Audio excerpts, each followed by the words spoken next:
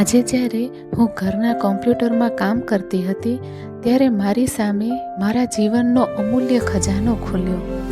એ ખજાનો એટલે મારી 21 વર્ષની નોકરીની કારકિર્દીની અમૂલ્ય યાદો, જેમાં શાળામાં ફરજ દરમિયાન કરેલી વિવિધ પ્રવૃત્તિઓ જેવી કે રાષ્ટ્રીય તહેવારોની ઉજવણી દરમિયાન મેં જાતે કોરિયોગ્રાફ કરી, જાતે ડાન્સ કરી અને શીખડાવેલ ઇવેન્ટો, સર્જનાત્મક પ્રવૃત્તિઓ અને બીજી તો એવી કેટલીય વિવિધ પ્રવૃત્તિઓ તેમજ ઘણી બધી સિદ્ધિઓ મળી આવી, જે જોઈને હું ગદગદ થઈ ગઈ.